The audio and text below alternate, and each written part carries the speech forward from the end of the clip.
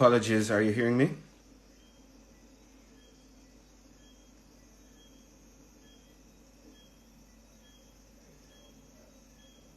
Are we good?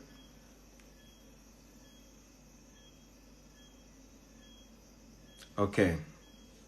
All right, we're ready. All right, so apologies, some technical challenges right there. I would like to again start from the top in addressing the statements of the Prime Minister earlier today regarding the Maroons and sovereignty. Most Jamaicans have really no idea of the true history of the land. And a great deception took place to purposely create division between the hearts and minds of those who reside on this island. The deception goes far back to 1962 under the Bustamante administration with the Siaga-led administration as well as the Androhonis administration, who are fully aware of the oath that was taken to keep Maroons subservient by crippling their financial capabilities over the last 60 years. Today I will read a letter from the House of Commons, which was entered into the British Parliament on July 6, 1962, 1 month before Bustamante would have received the charter to have a responsible government from the monarch within the Commonwealth. Nowhere in the charter for Jamaica does it say Jamaica is a unitary sovereign state. I implore Jamaican citizens to do a bit of research with me. Go over the information. The Charter and Constitution of Jamaica came after the British monarch signed an agreement with the Maroon government. Now I'm going to read to you this letter from Tom Dryburgh, who's a member of Parliament. This letter is dated July 5, 1962 and stamped with an official seal, July 6, 1962, in the House of Commons. I would have just posted that letter on my Instagram page. You could refer to it afterwards, but let me go through word by word. It says, Dear Colonial Secretary, I have from time to time taken an interest in the welfare of the Maroons of Jamaica, who have, as you know, a uniquely fascinating history. Some years ago, I was fortunate enough to be able to visit them in one of their main mountain villages, Akompong, and much impressed despite their poverty by their independence of spirit and their determined adherence to the treaty rights which they won from the Crown long ago. Can you let me know what their exact position is now and is likely to be in the future? I heard recently from Jamaica that their colonel, as they call their chief man, was planning to lead a delegation to see Sir Alexander Bustamante.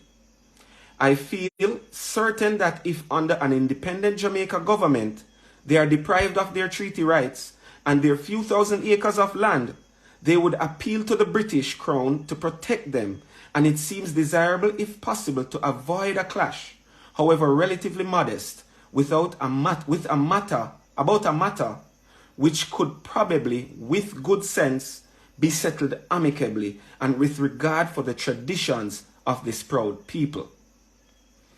Tom Dryburgh, Member of Parliament.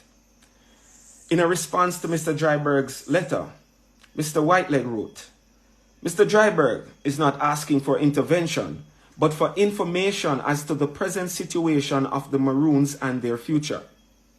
We have had no indication of any recent change or of any reason to expect that the Jamaica government is planning to refute the Treaty on Independence, but we should ask and send an interim reply. Now, I would have put these up on my Instagram for you to go and have a look at. And take a real deep take a deep breath while you read to try and decipher what it is that is being said in that letter. Now, I recognize that Dr. Lloyd Barnett, who is being relied upon for legal standing on Jamaica's position with the Maroons, states in his constitutional review from his book that the island was terra nullius, which means that there was no one here before the British. This is a highly ignorant statement from a lawyer who should know that indigenous people were here before the Crown, because we had fought multiple wars before the British Empire. This legal stance that Jamaica government is defending is actually keeping Jamaica from having a republic and keeping it as a responsible government under the monarch.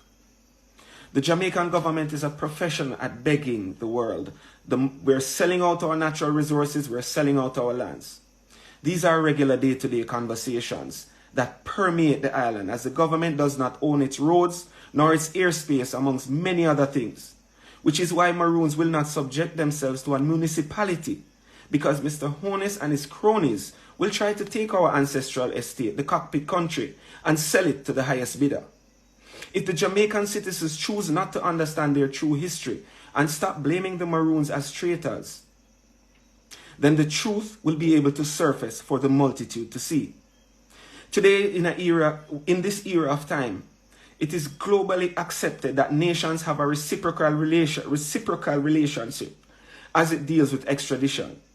So when one reads the treaty, it's not hard to see that Jamaican citizens who were slaves at the time under the British Empire had a choice to join the Maroons under Codger or his successors and be protected. Those who were fugitives from criminal activities or wanted to disobey the treaty agreement would be returned, similar to how extradition works today. This is clause 6 of the treaty. There are two types of people on the island: those who are willing to be righteous at all costs and defend their estate from theft, and those who remained as house slaves and gatekeepers for the corruption of leaving the Maroons out in 1962. Each person on this island must decide who they are. The world is watching. Our ancestors are watching. The Most High is watching. Therefore, in closing, Mr. Honest, I say this to you. We, the Maroons of Cockpit Country, descendants of the first people of the archipelago now called Jamaica, would like to remind you of a few things.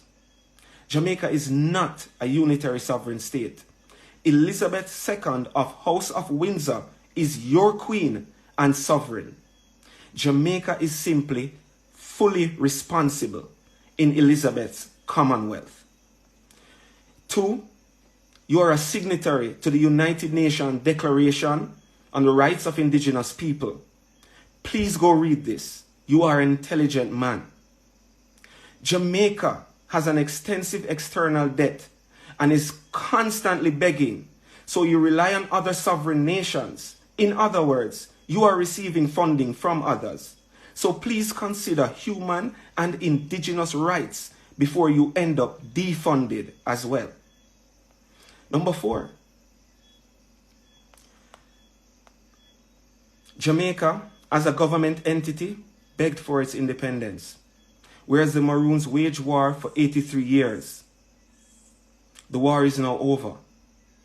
The right to remit was passed to the government of Jamaica, as the British High Commissioner explained in his speech, not once, but twice, while you were sitting in front of him. I say this, please, please, let good sense prevail. Do the right thing, and please be guided accordingly. Thank you.